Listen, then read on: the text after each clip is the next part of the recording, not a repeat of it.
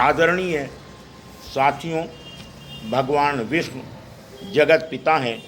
उन्होंने जग जननी पार्वती को एक दिन अपने पास बुलाकर कहा, देवी, तुम्हें जगत के समस्त प्राणियों का भरण पोषण करना है, उनके लिए अन्न की व्यवस्था करनी है। इतना कहकर शिव समाधिस्थ हो गए।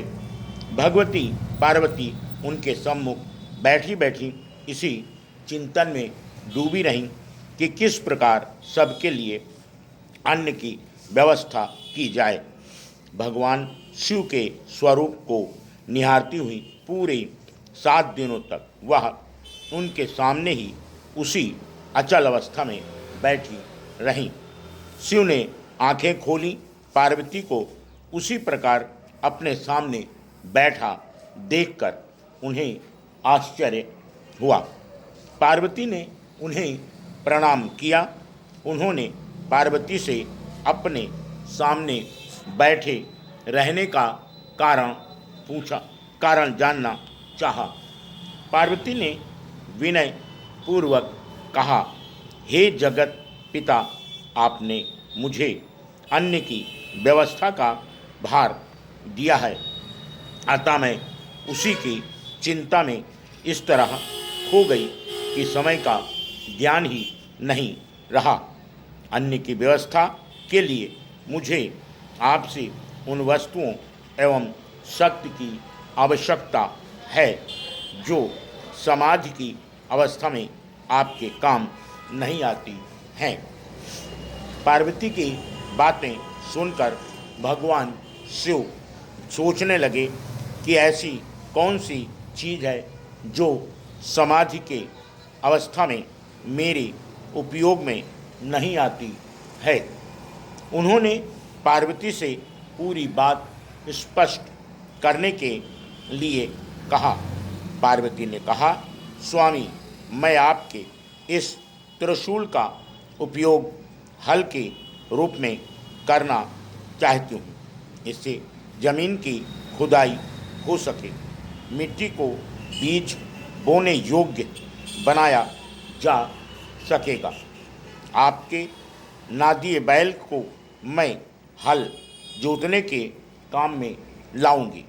खेती की जुताई के अलावा इसके गोबर से खाद का काम भी लिया जा सकेगा। इसके गोबर से गोबर गैस भी तैयार की जा सकेगी। इसकी सहायता से कुओं से पानी भी निकाला जा सकेगा।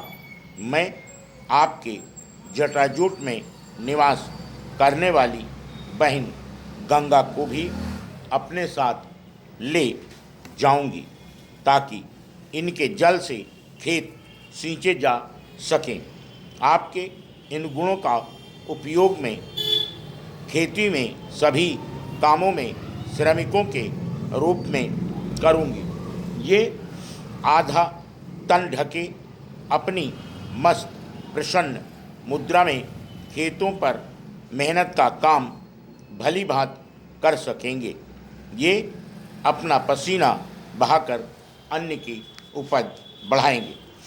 भगवान शिव बड़े ध्यान से देवी पार्वती के विचार सुन रहे थे। वह मन ही मन उसकी सूझबूझ की प्रशंसा भी कर रहे थे। पार्वती बोली, स्वामी, अनाज के पौधों को चूहों से बचाने के लिए मैं आपके सांपों की पहरेदारों के रूप में खेतों में रखूंगी।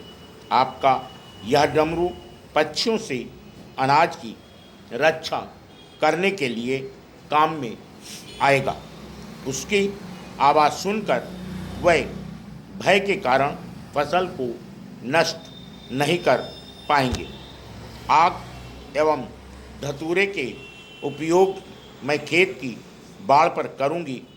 इससे खेत की बाड़ मजबूत रहेगी और कोई अकारण उससे आ जा नहीं सकेगा। अनाज एकत्र होने पर उसके रख रखाव में यह भस्म जिसे आप शरीर पर लगाते हैं काम आएगी, जिससे अनाज सड़ने नहीं पाएगा। Full stop.